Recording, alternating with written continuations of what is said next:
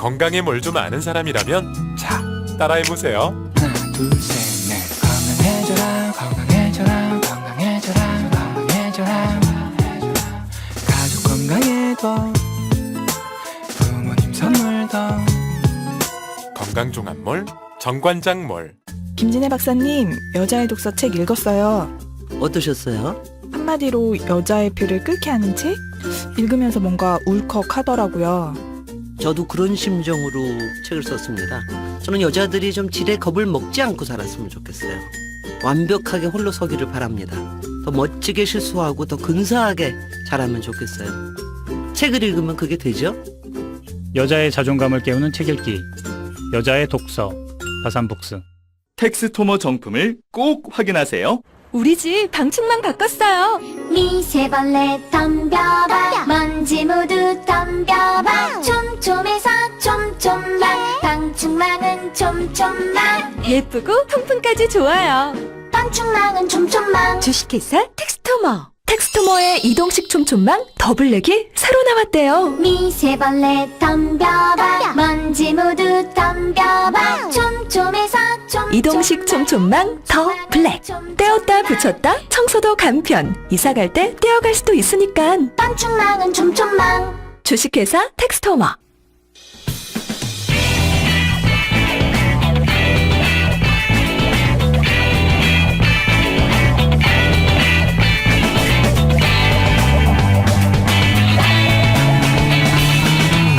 김어준의 뉴스 공장. 박지원 전 대표와 인터뷰가 중간에 끝났습니다. 박지원 전 대표고요. 예. 그리고 제가 인터뷰 도중에 최성 고양시장을 김성 고양시장이라고 제가 잘못 말했네요. 네. 죄송합니다. 정정하고요. 자, 이번 시간에는 문재인 정부 첫 방산비리 사건이었죠. 항공우주산업 카이. 수사가 시작된 지 오늘이 꼭 한 달입니다. 그래서 한번 짚어보려고 하는데 이 사건이 복잡하다기보다는 도대체 누가 뭘 어떻게 했다는 건지 감이 잘 안 잡힙니다. 한 달이나 지났는데. 그래서 저희가 긴급 차출. 네. 사건 요약자. 양철 변호사님 나오셨습니다. 안녕하십니까. 예, 안녕하세요. 네. 사건 요약자. 차라리 이게 좀 마음이 편하네요. 예. 정리가 안 돼요. 참 정말 한 달. 그러니까 이제 이게 요약을 하라고 또 네. 중요한 인물을 부를 수도 없고. 뭔 소리예요, 또. 그래서 조금 전까지만 해도 요약만 하고 가는 거기 때문에. 조금 전만 해도 예. 나 아니면 안 될 것 같아서 어쩔 수 없이 불렀다고 얘기를 해놓고 방송 시작하자마자 또 이렇게 바로 디스를 하십니까? 사요마라고. 사건 요약망. 사요마. 자, 사건 요약자. 이 사건이 아직 결론을 안 났는데 도대체 진척이 어떻게 되어 있는 건지 뭐 어쨌다는 건지 굉장히 이게 그 머릿속에 어떻게 그려놓고 있을지 예, 잘 정리가 안 돼서 변호사님도 잘 정리가 안 됐죠. 어제까지만 하더라도. 어제까지만 해도 예. 밤새 정리를 했죠. 저희가 이제 어제 밤 9시 40분 가량에 10시경에 밤 10시경에 한번 해볼 테냐. 해볼 테냐.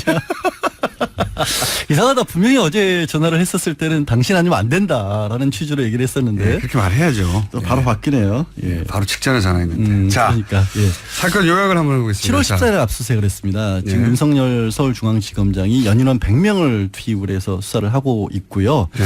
근데 사실 두 번이나 관련자에 대한 영장 청구를 했었는데 한 사람은 기각이 됐고 네. 한 사람은 4일 전에 아예 영장 청구를 했는데 나타나질 않았습니다. 그러니까 한 사람은 여기서 한 사람은 이제 전 생산본부장 예. 출신으로 협력업체 대표인데 대표인 윤모 씨인데 윤모 씨가 이제 뒷돈을 받아 먹었다. 그리고 예, 이제 설계비를 부풀려서 돈 좀 빼돌렸다라는 그러니까요. 거고요. 지금 나타나지 않은 사람의 경우에도 사실은 비슷해요. 근데 이게 두 사람이 왜 비슷한 거냐? 둘 다 이제 협력업체입니다. 협력업체인데 주로 이제 하승용 전 대표와 하승용 전 대표가 대우 출신이거든요. 예. 그 대우에서부터 인맥이 좀 이어진 사람들이었고 결국 자신이 데리고 있었던 사람들이 외부에 나가서 협력업체의 이름으로 일을 만들어서 용역 설계, 그러니까 항공우주산업 비행기와 관련된 용역 설계를 맡겼다거나 아니면 부품을 납품하는 일들을 맡겼는데 그런 데서 흔히 벌어지는 일들이 이제 대금을 부풀리는 거잖아요. 그리고 이제 리베이트를 네, 그렇죠. 그래서 비자금이 되는 거죠. 그렇죠. 예. 근데 이제 그거를 먼저 말씀드리려면 이제 항공우주연구원이라는 데가 어떤 데인지를 먼저 말씀드려야 될 것 같아요. 여기가 99년도에 삼성하고 대우하고 현대 쪽에서 그쪽들이 다 이제 무기 사업들을 하고 있습니다. 근데 거기에서 이 항공 관련된 분야만 다 떼어내서 별도로 설립한 회사인데 당시 이제 이 시기가 생각해 보시면 IMF 때거든요. IMF 직후였고 또 한때 90년대 중반에 이른바 린다김 사건으로 인해서 방위산업 비리가 한번 불거진 이후로 또 차세대에는 결국 항공우주 아니냐라고 해서 정부에서 만든 거예요. 그러니까 삼성, 현대, 대우에서 각각 방산 부분, 항공 부분 하던 회사를 IMF 직후에 합쳐버렸어요. 떼내가지고 그때 그런 일들이 많았잖아요. 많았죠. 그러니까 전국적, 그러니까 전 어떤 기업들의 효율성 확대를 위해서 부문별로 통폐합을 하다가 이제 이런 것도 이루어졌는데 선단식 경영 뭐 이렇게 해가지고 문제는 그때 그렇게 합쳐놓고 보니까 이 어쨌든 이게 국책은행이 출자를 한 거고 그래서 사실상 공기업이나 마찬가지인데 그러니까 국민 세금이 들어간 기업이랑 마찬가지인데 그런데 출신들은 다 사기업 출신들이란 말이에요. 재벌 원투 그렇죠. 재벌 출신들이란 말이에요. 그래서 그리고 문제가 아까 초반에 우리가 이게 정리가 안 된다는 말씀을 드렸는데 정리가 안 될 수밖에 없는 게 이게 항공기도 어렵고 무기는 더 어렵고 그거를 다루는 사람들은 정말 숫자가 적고 일반 그리고 또 협력업체들이 자꾸 등장하고 그렇죠. 일반 소비자들 같은 경우 이걸 쓸 일이 없잖아요. 우리가 뭐 헬기 살 일이 뭐 있겠습니까? 비행기 살 일이 뭐가 있고. 아니 돈만 있으면 사고 싶은데 안 팔아요 민간인들한테. 너무 비싸기도 하고 민간 헬기는 있잖아요. 그런 일들이 있다 보니까 그 안에서 어떤 일들이 벌어졌는지를 정확히 모르고 있었던 거예요. 모르기도 하고 그러니까 회사도 세 군데가 합쳐졌고 그 안에 그래서 인맥도 크게 세 갈래 갈라져 있고 그다음에 하성룡 지금 이제 카이 사장은 하성룡 씨입니다. 저기 사퇴를 했죠. 사퇴를 했죠. 사퇴를 했는데 그 하성룡 전 사장과 대우 시절에 대우 출신으로 대우 출신만 있는 건 아닌데 대우 출신만 있는 건 아닌데 핵심 멤버들은 다 대우 출신으로 앉혔죠. 본인이 왜냐하면 그쪽 출신이니까 2014년부터 사장을 했었고 원래 2019년까지 임기였는데 이제 수사가 진전이 되고 움직임이 있으면서 사퇴를 했고요. 이렇게 먼저 시작을 해야 될 것 같아요. 우리가 어려운 얘기라고 했는데 수리온이나 한국형 차세대 전투기 KF-X 같은 것들이 뭐가 문제인지를 대표적으로 예를 들어 쓰는 게 수리온 같아요. 수리온의 대표적인 하자는 언다는 거죠. 결빙. 근데 언다는 건데 수리온이라는 걸 생각해 보면 2006년에 개발을 시작해서 2012년에 이걸 만들어내거든요. 헬리콥터 한 대를 뚝딱 만들어낸다는 게 사실상 항공운주 산업에서는 있을 수가 없는 일이에요. 그게 뭐 한 10년, 15년 걸린다고 해요. 그것도 이제 그 항공 이쪽에 그 기술이 축적이 돼 있는 곳들이 이렇게 하는 건데 우리는 처음 만들었는데 헬리콥터를 7년 만에 처음 만들었어요. 그래서 사실은 이게 우리 게 아니고 원래는 프랑스에서 만들어낸 설계도를 사와서 유로콥터 그거를 줄이는 겁니다. 그때는 20인승이었는데 얘를 만든 이유가 개마고원 쪽에서 작전을 하기 위해서 이걸 기급이 투여를 한 거기 때문에 15인승 정도, 15, 16인승 정도로 줄여요. 그러니까 큰 버스를 설계도를 가져와서 미니버스로 만드는 거니까 그러다 보니까 이게 그냥 사이즈가 줄어든 게 그 안에 있는 모든 것들이 다 그 규모에 맞게 줄어들어갈 거 아니에요. 용역이나 설계 비용이 많이 필요하기도 하고 실제로 그거를 줄이는 데 필요한 기술들이 확보가 안 됐기 때문에 말씀하신 것처럼 결정적으로 얼어버리는 장애가 발생을 하는 거죠. 얼어버리는 장애가 그 설계를 근데 외주를 줬어요. 그렇죠. 외주를 준 건데 그러다 보니까 이게 설계 외주라는 데 돈이 얼마나 들까? 이거 책정하기 나름이잖아요. 그러니까 그거를 책정했던 사람이 인사차장으로 있었던 송모 씨라는 사람이 이거를 외부에 주면서 한 247억 원으로 책정을 해놓고 중간에서 지금 100억이라는 얘기도 있고 20억이라는 얘기도 있고 빼돌렸다는 겁니다. 액수도 그러니까 지금 첫 번째 등장한 분은 아까 말씀하신 그러니까 회사 내에 전무로 있다가 밖에 나가서 협력업체 A사의 대표가 된 윤모 씨고 그렇죠. 그분은 영장이 기각이 돼버렸고 또 한 분은 D사의 황모 씨인데 이분은 영장을 청구했는데 안 나타나고 사라져 버렸어요. 그렇죠. 도주한 거죠, 도주. 근데 이게 이제 거기에서는 약간 검찰도 비난을 받는 게 이 사람이 이미 집행유예 중이거든요. 그러니까 집행유예 징역 1년에 집행유예 2년이었기 때문에 그것도 역시 돈 문제로. 비슷한 문제로. 예. 그러니까 이번에 혹시 또 구속이 되거나 법정 처벌을 받으면 그것까지 몰아서 처벌을 받을 수 있기 때문에 그렇죠. 신병 확보에 각별히 신경을 써야 했는데 좀 느슨했던 게 아니냐라는 비난도 받고 있는 상황이죠. 이분은 그러니까 횡령 배임 때문에 뭐 몇 억을 빼돌려서 똑같은 방식으로 그 리베이트를 캬이에 있던 모 부장에게 돈을 줬다고 해가지고 이미 그 건으로 받고 있었는데 또 걸린 거예요. 그렇죠. 근데 예. 그런 일들이 무수하게 일어났던 것 같아요. 그 대표적인 게 사실은 하승영. 자, 잠깐만요. 예. 이렇게 해놓고 이제 인사팀으로 넘어가요. 이 두 사람은 구속영장이 청구됐다 기각된 사람, 청구됐는데 그렇죠. 도망간 분. 예. 그 케이스는 협력 없이 대표들이고 그게 그거를 만들어낸 사람이 인사팀장이었던 송모 씨였다는 예, 거죠. 이분은 이제 새로운 분입니다. 요 앞분 말고 그렇죠. 예. 인사팀에 있던 차장인데 차장 손승범 씨라고 하는 이름이 이제 공개됐으니까 공개수배 했으니까 예. 검찰에서 이분은 뭐 20억이라는 얘기도 있고 100억이라는 얘기도 있고. 거기서 빼돌린 돈이 예. 그런데 이분은 벌써 2년째 행방이 묘연합니다. 그렇죠. 2년째. 2년째. 이미 검찰에서 수사가 들어갔는데도 잡지를 못하고 있어요. 근데 그 사람이 했던 게 말씀드린 것처럼 외부의 설계를 맡겼으니까 예. 그거를 20인승 그 헬리콥터를 15인승 16인승으로 줄여야 되니까 그 줄이는 작업을 맡겼는데 그 돈이 얼마인지 어떻게 알겠어요 우리가. 정말 막연한 거예요. 이 군수산업이라고 하는 게. 그리고 이분은 어떻게 빼돌렸냐면 본인의 처남 명의로 회사를 하나 세워가지고 그 처남 명의 회사 굉장히 담대한 거죠.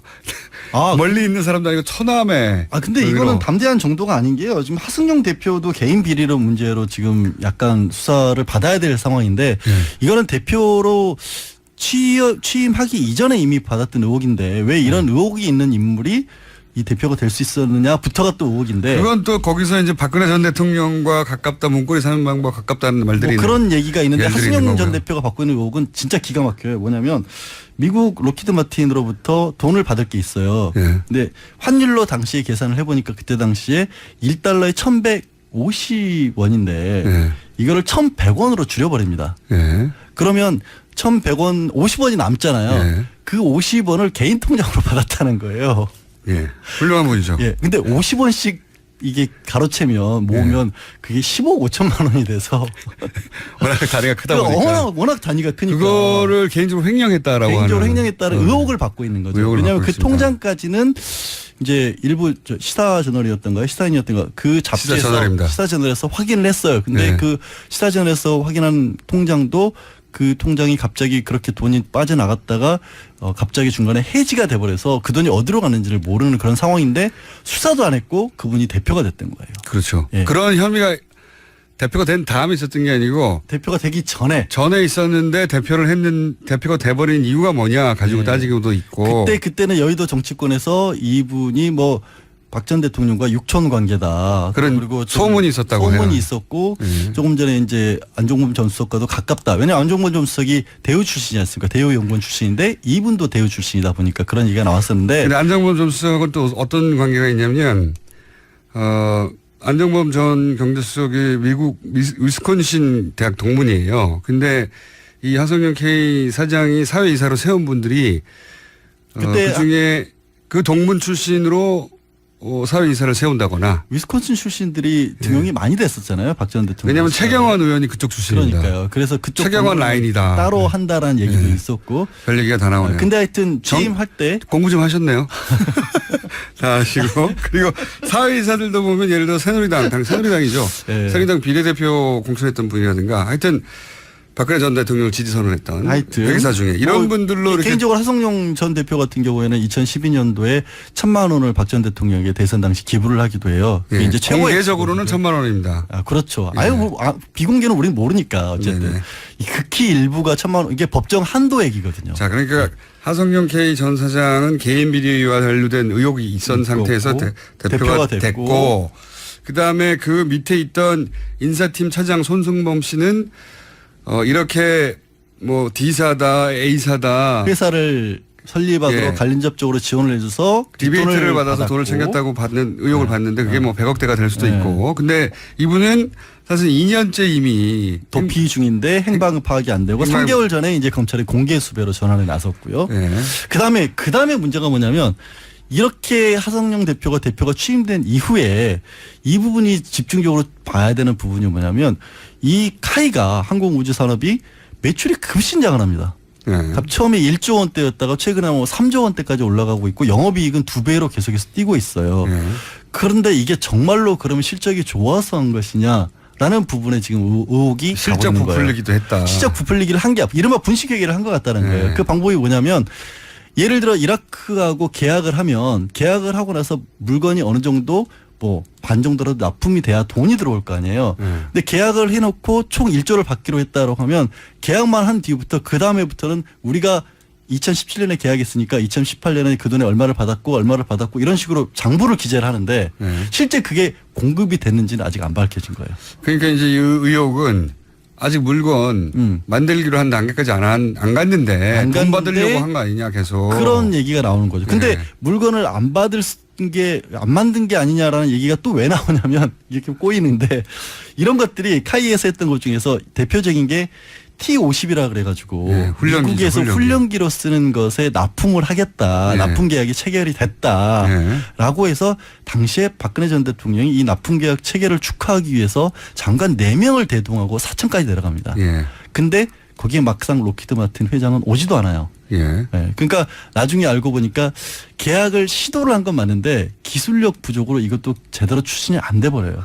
그래서 제가 최순실 씨의 대통령이 직접 그렇게 행사에 직접 출동하실 때는 최순실 씨의 뭔가가 있지 않느냐. 향기가 있나 없나를 잘 봐야 된다고. 그 향기를 찾기 위해서 심지어 검찰은 린다 김 씨를 또 다시 수사를 하고 있어요. 왜냐하면 린다 김 씨가 최순실과 연결이 될지도 모른다라는 정윤혜 씨와는 정확하게는 예. 그런 한간의 소문이 떠돌고 있기 때문에 린다 김 씨가 뭘 알고 있는 게 아니냐라는 추적도 지금 들어가고 있는데 또 이 카이를 계속 뒤지고 있는 이유 중에 하나는 뭐냐면 한국에서 스스로 전투기를 만들자.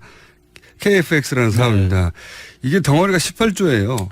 원래는 18조까지 안 갔는데 그것도 부풀려진 거죠. 네. 계속해서 올라갔는데 가격은 올라갔는데 근데 그것도 보잉으로 원래 계속해서 추진을 하다가 갑자기 로키드 마틴으로 바뀌거든요. 로키드 마틴 자꾸 나왔지 않습니까? 네. 로키드 네. 마틴. 지난 정권에서 계속해서 벌어졌던 일이 로키드 마틴과 관련된 로키드 일인데 마틴. 그 로키드 마틴은 KF-X 우리나라 차세대 한국형 전투기로 만들기로 하면서 왜 갑자기 바꾸냐라고 또 물어볼 거 아니에요 사람들이. 그때 정부가 뭐라고 하냐면 로키드 마틴에서는 우리한테 최신형 레이더 기술을 제공을 하기로 했다. 이것저것 준다고 그랬는데 나중에 또 밝혀지기로는 주는 게 없어요. 제대로. 근데 이거 우리 핵심 기술인데 이걸 어떻게 주자. 안 준다고. 그래서 이거 사기를 당한 거냐 아니면 같이 사기를 친 거냐. 그랬더니 정부가 뭐라고 얘기를 하냐면 그거 우리가 그럼 만들래라고 합니다. 자. 근데 미국에서 가장 핵심 기술인 레이더 기술을 우리가 갑작스럽게 어떻게 만듭니까? 그거를 못 만들어서 다 수입하는 거예요. 네. 근데 네. 여기서 이제 거의 시간이 끝나가니까 또 문제가 뭐냐면 그래서 이런 문제가 불거지니까 2014년도에 그 KF-X를 이 카이에서 만드는 거예요. 그렇죠. 예. 근데 그래서 이른바 방산비리 합동수사단도 출범을 합니다. 예. 2014년도에. 합수단에 밝혀낸 게 아무것도 없어요, 사실은. 그리고 감사원도 지금 아까 얘기했던 인사팀에 20억인지 100억인지 드시고 그것도 사라진 행방의묘한 2년 그것도 1년 전에 이미 2년 됐어요. 이제. 2년 전에 밝혔는데 예. 검찰 수사가 안 이루어지고 있었다. 청와대에는 보고가 되는데 검찰 수사는 안 이루어졌기 때문에 그럼 누가 막았겠냐 중간에. 이 비리를 왜 그냥 봐주고 있었냐. 결국 여기서 또 우병우의 이름이 등장을 합니다. 그러면서 3인방 얘기가 나오고 최순실 얘기가 나온 그렇죠. 겁니다. 결국에는 이거를 합동수사단까지 조사를 하고 감사원도 문제가 있다는 사실을 보고를 했는데 검찰 수사가 안 이루어진 계기는 결국에 중간에 누가 역할했겠냐. 당시 민정수석이었던 우병우 전 수석이 역할한 게 아니냐는 아닌가라는 의혹까지 지금 간 거예요. 자, 그런데 이렇게 방대한 그림인데 실제로 언론에 보도되는 거는 전 선생본부장인 윤모 씨 협력사 A 대표 영장 기각됐다 단신. 그렇죠. 그리고 D사의 황모 씨가 불출석을 했다 영장 실질심사에 단신. 근데 지금 우리가 그리고 여기서 이 인사팀 이분 2년간 사라졌다 단신. 그러니까 연결고리를 못 만들어서 그림이 잘 안 그려지는 거죠. 15분을 얘기했는데도 사실은 아직 다 얘기한 건 아니거든요. 그러니까 큰 틀은 얘기가 된 겁니다. 그러니까 이만큼 복잡하기 때문에 그럴 수도 있는 거고 사실 가시적인 성과가 나와야 되는데 일단 윤지검장이 말씀드린 것처럼 100명을 투입을 한 거예요. 그만큼 큰 사건이다 보니까 어디서 어떤 것이 뛰쳐나올지 모르고 결국에는 이거는 중간에 말씀드린 것처럼 왜 그런 의혹이 덮였냐, 왜 KFX는 갑자기 바뀌었냐, 왜 그런 문제를 파악을 하고도 수사가 제대로 안 이루어졌냐. 이거는 이 사람들 어디 갔냐. 그렇죠. 이거 어디 갔냐. 이거는 결국에는 윗선이 어디인가로 수사를 해야 되는 상황이에요. 최종 목적지는 거기고 거기로 가려면 이 사람들을 잡아야 되는데 일단 잡아야죠. 이분들이 행방이 묘연하다는 겁니다. 행방이 묘연. 예. 2년째 그리고 한 분은 얼마 전에 사라지셨고. 그렇죠. 예. 사라지셨고 그러다 보니 기사를 쓸 게 없는 거예요. 잘. 기사를 쓸 게 없는 게 아니라 행방 모연, 개성 모연 이렇게 쓸 수는 없잖아요. 어디서부터 써야 될지를 모르는 거죠. 그런 기자 것도 있습니다. 입장에서도 정리가 네. 안 되고. 가장 문제는 이런 것 같아요. 진짜 무기니까 우리 일반 소비자들도 모르고 그리고 우리가 만들어낸 걸 하다못해 외국에서라도 써봐야 되는데 외국에서도 써보고 피드백이 안 오는 거죠. 일단 수출하기도 어렵고 그런 게 검증이 안 되는 거죠. 검증이 안 되다 보니까 계속해서 비리라고 할 수 있는 부분들이 쌓이는 거예요. 자, 일단 중간 요약을 한번 했고요. 네. 예. 요약마. 요약자가 아니라 요약마로 하겠습니다. 아니. 긴급 차출된 사건 요약마. 예. 양지열 변호사. 와 함께 카에 대해서 중간 점검 한번 해봤습니다. 한 달째라서. 한 달째니까. 이 뉴스를 잘 이해하지 못하신 분들이 99.9%거든요.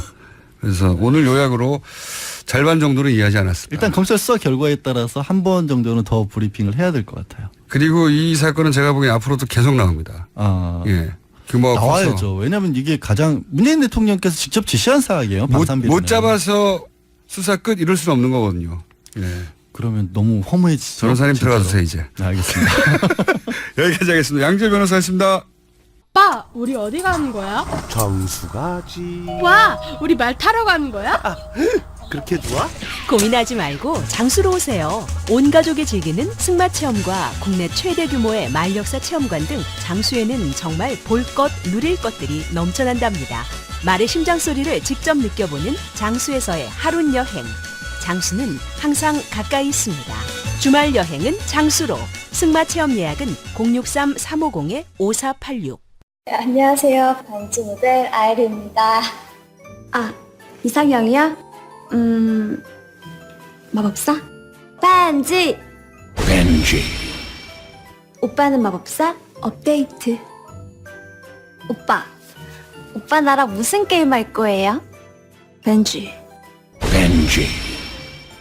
오빠는 마법사? 업데이트. 네, 반지는 물론 저 아이린도 앞으로 많이 사랑해주세요. 반지! 아, 또 떨어졌어. 너 또 입사 시험 봤어? 아니, 차량용 핸드폰 거치대 말이야. 여러 개 사봤는데 실패의 연속이야. 떨어지고 시야 가리고 운전석에서도 멀고 뭐 좋은 거 없을까? 싼 것만 찾으니까 그렇지. 제대로 된 거 하나 사서 편리하게 쓰는 게 더 낫지. 그런 게 있어? 그럼 있지. 1, 2, 3 할 때 2. 힘 세다 할 때 힘. 2 힘. 투 힘? 2배로 힘이 세다는 건가? 네이버 검색창에 2 힘을 검색해 보세요.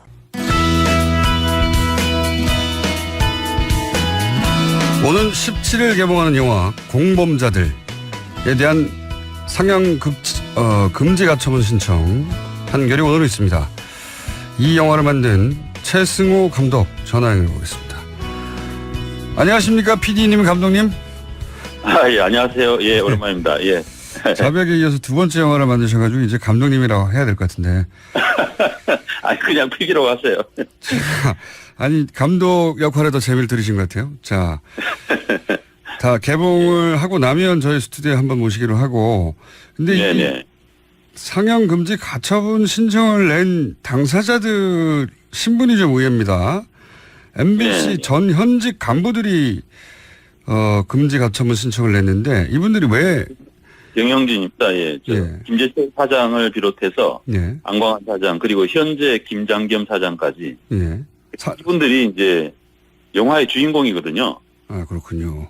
예. 저희 영화에서 이제 주로 제가 이제 가서 많이 만나고 이분들이 그동안 어떤 일을 했는가를 이렇게 많이 보여주는 그런 주인공격인 인물인데 이제 자기들에 대한 이제 비판이 명예훼손이다 뭐 이런 식으로 해서 그러니까 이제 그분들을 만나는 장면들이 나옵니다. 예.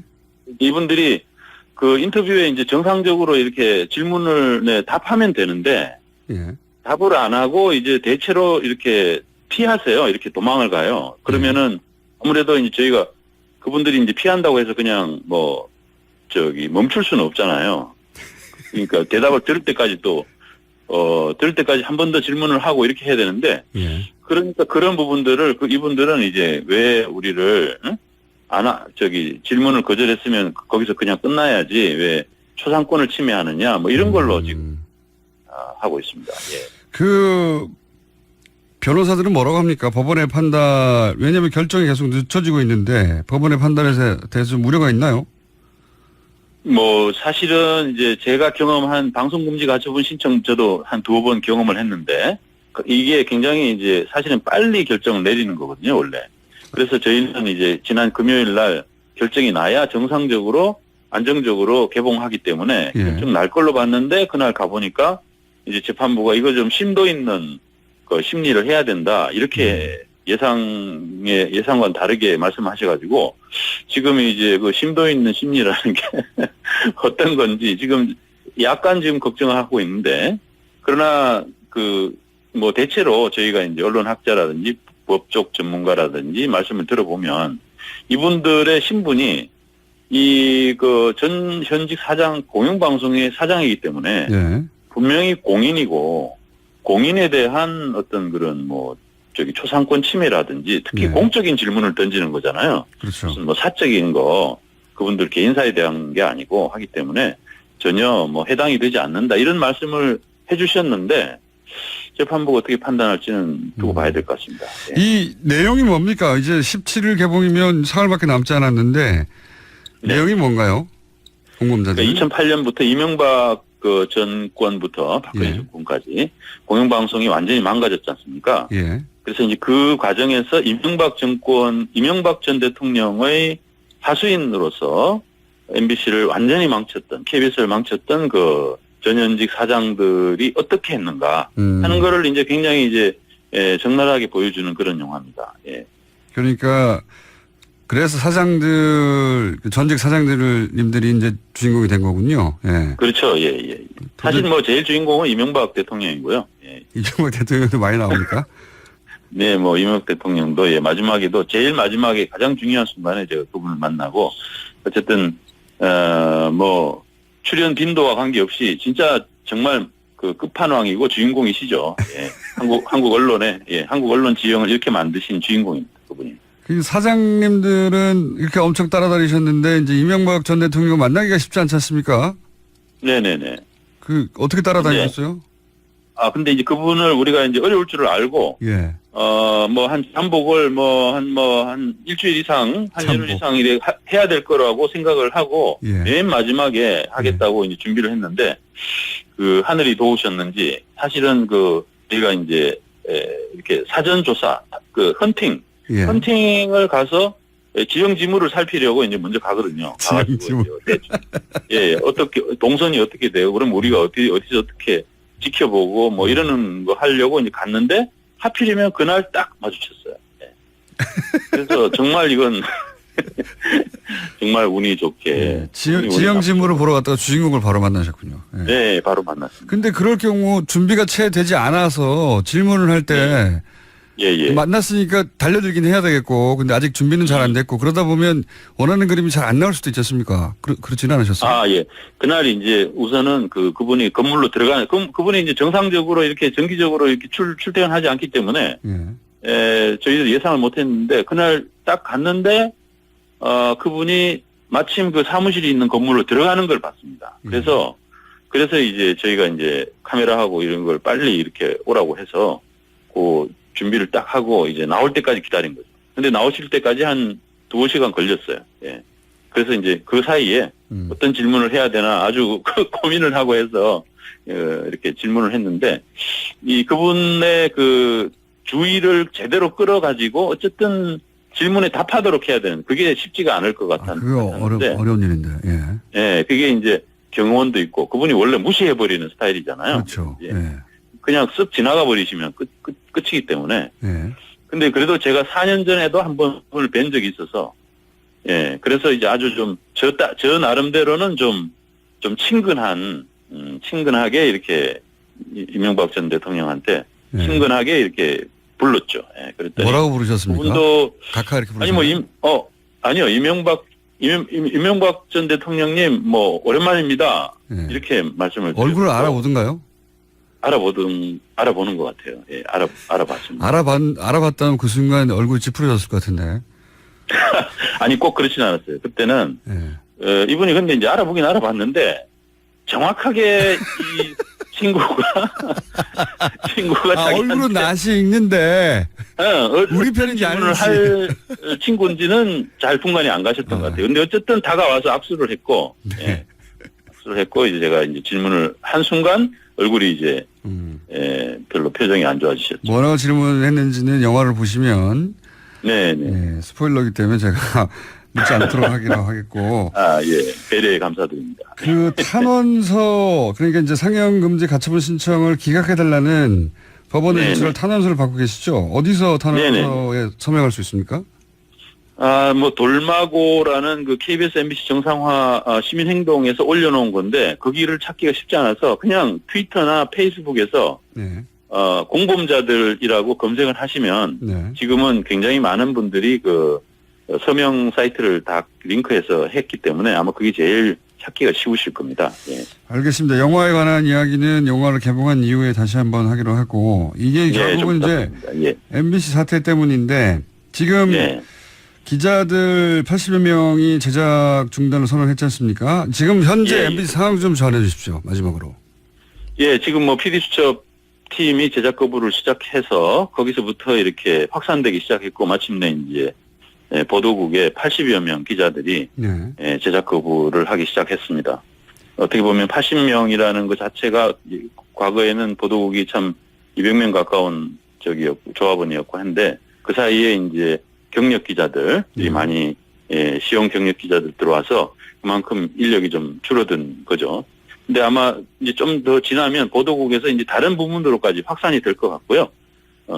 전면적인 싸움이 곧 시작이 될 것 같습니다. 예. 알겠습니다.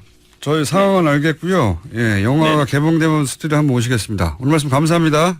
예, 감사합니다. 네, 지금까지 영화 공범자들을 만든 최승호 PD였었는데 이제는 감독이라고 부르는 게 훨씬 자연스러운 것 같습니다. 반론권을 보장하고 있기 때문에 저희는 언제나 상영금지 가처분 신청을 내신 MBC 전현직 간부, 전현직 사장님들이 되겠네요. 네, 언제든지 원하는 시간대 저희 인터뷰 가능하니까 연락을 주셨으면 하는데 연락을 잘 안 하시더라고요. 여기까지 하겠습니다.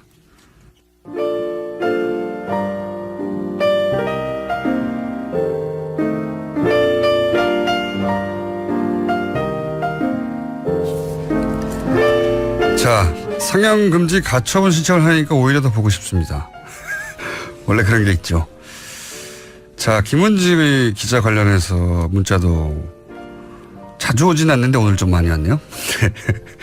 아마도 시사인 정기구독을 해달라는 짧은 광고 때문에 그런 것 같습니다. 그리고 사건 요약마왕,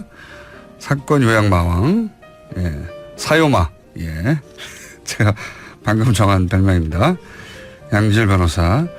저희가 참 감사한 게 어제 한 달이 됐다는 걸 알았어요. 카이. 근데 적당한 사람을 못 찾다가 갑자기 제가 양지열 변호사가 생각났습니다. 요약을 워낙 짧은 시간에 잘하시는 분이기 때문에 해보라고 했더니 또 방송을 워낙 좋아하셔가지고 본인의 주 전공이 아님에도 짧은 시간 내에 요약을 잘 해주셨고, 양 요약마. 자, 발음이 좋아졌다는 문자도 있네요. 감사합니다. 제주도 놀러 오세요. 돼지고기 새끼 먹을 수 있습니다. 저하고 꼭 고기를 이렇게 연결하시는데 바람직합니다. 여기까지 하겠습니다.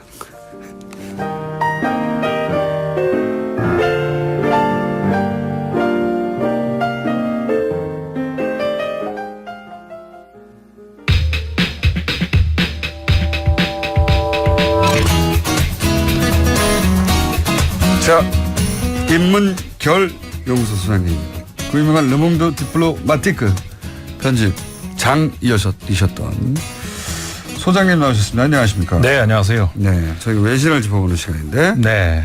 지난 시간에는 굉장히 짧은 시간이었음에도 불구하고 알차게 많은 걸 다루고 갔어요. 국중주의까지. 네, 그랬었죠.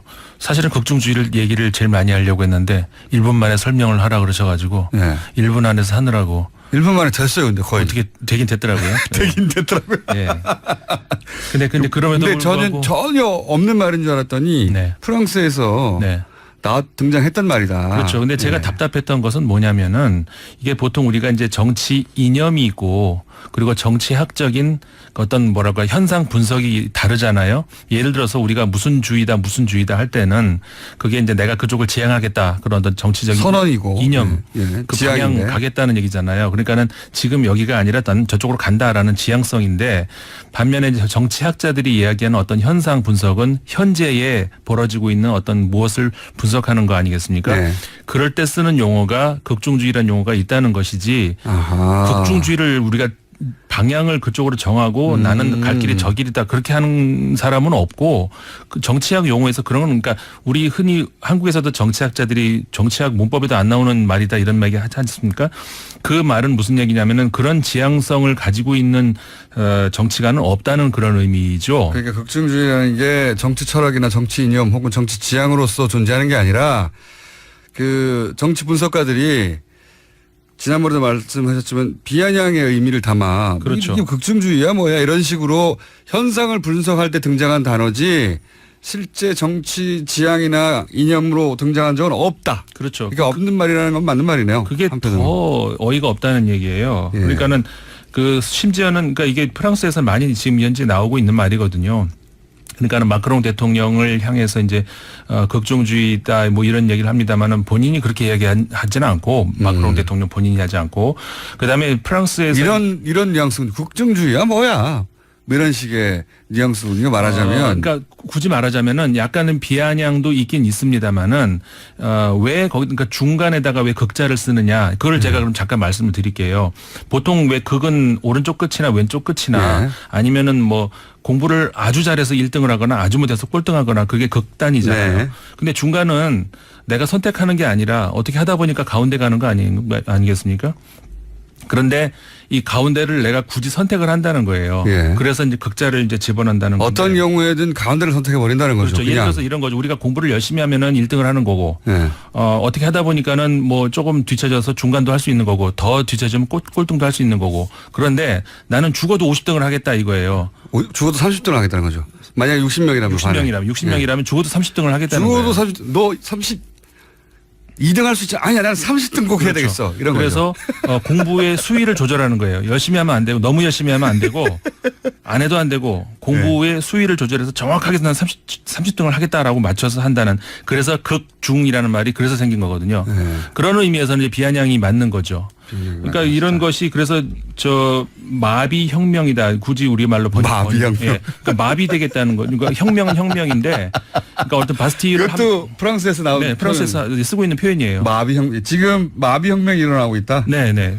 그러니까는 어떤 바스티유를 함락시키는 그런 혁명이 아니고 그냥 아무것도 하지 않음으로써 가만히 있겠다는 그 마비 혁명이라는 그런 말이 나올 정도거든요. 아무것도 안 하는 것이 너무 지나쳐서 혁명적일 정도로 아무것도 안 하는 거. 요즘에 전체적으로 정치계의 현상이다. 그러니까 우리나라뿐만이 아니라 이게 중도를 지향하겠다는 그런 정치 이념들이 많이 있거든요. 근데 그건 이념이 아니라는 거죠. 정치학자들의 분석에 따른 그러니까 이런 이념이 거네요. 아니고. 아무것도 하지 않겠다가 아니라 격렬하게 아무것도 하지 않겠다. 그렇죠. 그런 의미에서 마비 혁명이라고 이런 그래서 극중이라는 말이 나는 얘기입니다. 그래서 비아냥의 의미가 담겼다는 거고. 그래서 그거를 누군가 번역해 줬겠지만 프랑스에서 이런 단어가 등장했다는 것을 그런 정치적 맥락을 이해하지 못한 채 이 말을 갖다 쓰게 된 거거든요. 그렇지 않았는가? 그렇지 않았다면 갑자기 이렇게 비아냥거리는 말을 자기의 이념이라고 갖다 쓰겠다는 이유가 석연치 않지 않습니까? 본인 전 대표 본인도 프랑스의 마크롱 대통령 언급을 분명히 하고 있고 그걸 지향하겠다는 건데 그렇게 따다면 더더군다나 이거는 하면 안 되는 거를. 그렇죠. 누군가 번역을 잘못해 줬네요. 자, 정확하게 이해했고요. 네. 원래는 다른 얘기를 길게 해야 되는데 또 예. 지난 시간 AS 좀 길게 했습니다. 아, 예. 그 다른 이야기. 오늘은 또 다른 이야기. 무슨 얘기냐면은 우리 지금 뭐 가장 큰 이슈가 되고 있는 것이 어쨌든 간에 북미 간의 말싸움, 말폭탄, 뭐 아무 말 대잔치 이런 거 아니겠습니까? 예.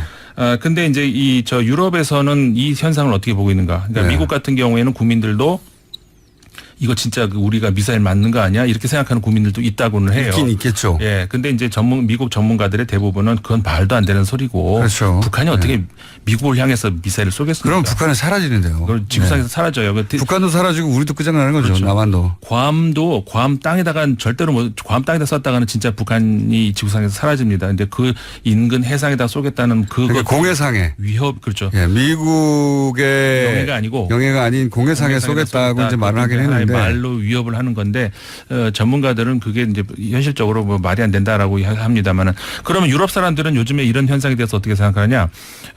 그냥 둘 다 똑같다. 그러니까는 뭐 김정일이야 워낙에 뭐 본인이 직접 김정은. 얘기는 안 합니다. 예. 죄송합니다. 김정은은 본인이 직접 얘기하지 않지만 어쨌든 북한의 그 뭐라고 할까 싸움, 협박 이런 거는 거의 제가 다른 방송에서 얘기했었습니다만 뉴욕타임스에서 그런 표현이 나왔거든요. 양아치 수준의. 그러니까는 스콜리아드 분리스라고 얘기해가지고 2명이라는 거죠. 그러니까 김정은도 그렇지만 결국은 트럼프도 똑같은 그런 양아치 짓을 하고 있다라는 것이 그건 이제 유럽이 아니라 이제 뉴욕타임스에서의 칼럼 제목이었는데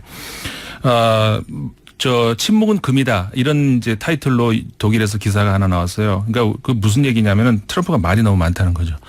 그러니까 트윗을 너무 많이 해요. 트윗을 너무 많이 한다는 실제 거예요. 말도 너무 많이 하고. 할 말이 있으면 전화를 해라. 시진핑한테 할 말이 있으면 전화로 하고. 이 대목에서 빵 터지시는군요. 네. 맞는 말이죠. 맞는 말이죠. 트윗 하지 말고 네. 둘이 정상끼리 전화 있잖냐. 그러니까 우리 그때 연인끼리 싸우면 그렇잖아요. 할 말 있으면 전화로 하면 되는데 네. 그렇게 또 나는 어쨌다 이렇게 막 글 써가지고 이렇게 그래가지고 화해가 되는 경우가 있냐 이거죠. 직접 얘기를 하자면 남들이 보게 얘기를 하는 거죠. 네네. 이제 그런 이제 기사들이 많이 있어요. 그리고 제가 이제 주목했던 것이 영국의 한 신문이었는데 인디펜던트 신문 아시죠? 거기서 이제 마리아 라이언이라고 하는 한 학자가 쓴 글이 저는 굉장히 이게 눈에 들어왔습니다. 네. 그러니까 이게 제가 2년 전 정도로 생각을 하는데요. 그러니까 정확하게는 1년 반 정도 같습니다. 그러니까 15년 가을쯤이었는데 여기 한국 르몽드 디플로마티크 말고 프랑스 르몽드 디플로마티크의 그 부편집장이 우리나라에 직접 와가지고 정세현 전 장관과 인터뷰를 한 적이 있어요. 네. 그때 제가 이제 그 인터뷰 통역하면서 진행을 했었는데 그때 정세영 장관께서 이야기를 하셨던 그 내용을 제가 이제 그래서 제가 녹취를 했기 때문에 정확하게 기억을 하고 있는데 그 내용하고 정확하게 일치를 하는 거예요. 마리아 라이언이라는 이분이 누구냐면은 그 영국의 한 대학에서 미국의 역사를 이제 강의하는 분인데 우리식으로 제가 이제 굳이 하자면 기억하라 1994 기억하라 응답하라 응답하라 1994 버전인데 1994년도에 무슨 일이 있었습니까? 미국하고 그 북한 사이에 제네바 협정이 있었잖아요. 그 협상 그때 잘 이루어졌던 것이 왜 지금에 와서 다 깨지고 이런 위기까지 왔는가 그걸 기억을 해봐라고 하는 그런 글이었었어요. 근데 그때 이제 그 기억을 하시는 분들 많이 계시겠지만 간단하게 4가지였지 않습니까? 원자력 1분 30초 내에 4가지를 다 하셔야 됩니다. 네, 1분 30초 충분합니다. 그러니까 2003년까지 북한의 원자력 손실을 보상하기 위해서 미국이 주도하는 컨소시엄을 구성해서 경솔 2개를 지어준다. 그다음에 그 건설 완료 시점까지 미국은 매년 중유 50만 톤을 북한에 제공을 하겠다. 그다음에 맞습니다. 대북 제재를 해제하고 테러 지원국 리스트에서 북한을 빼주겠다. 그러면서 양국이 정상화하겠다. 그다음에 4번째가 핵무기를 사용하거나 이를 가지고 위협하지 않겠다는 양국의 공식 확인을 하겠다. 이게 94년도에 양국의 합의였다는 거죠. 그 합의에서 들어가는 돈은 우리가 냈습니다. 그렇죠. 우리가 70% 그 경수로의 경우는 우리가 70% 정도 내고 그다음에 일본 부담하고 사실상 미국은 별로 부담한 게 없어요. 이거 정확히 정세현 장관이 말씀하신 건데 미국은 별로 돈 쓴 게 없습니다. 우리나라가 많이 썼고 그다음에 유럽 연합이 20%인가 썼고요. 그랬는데 일본도 썼어요. 일본도 10% 썼고 근데 그 해 94년도에 그 미국의 중간 선거가 있었는데 민주당이 대패했어요. 공화당이 득세를 하면서 공화당이 그때부터 가로막기 시작을 하죠. 결국은 지어진 게 하나도 없었고요. 경수로 안 됐죠. 그다음에 약속을 안 지킨 건 미국이다 이 말을 하는 거죠 지금. 그렇죠. 유럽에서는. 그 얘기인 거죠. 예. 그렇기 때문에 지금 트럼프 입장에서는 94년도에 그 상황을 다시 한번 되돌아봐라. 여기까지 해야 될 것 같습니다. 예, 왜 이런 상황이 왔는가 다시 한번 생각을 해봐라. 유럽의 태도다 기본적으로. 그렇습니다. 임상훈 소장님이었습니다. 감사합니다. 네, 감사합니다. 내일 뵙겠습니다. 안녕.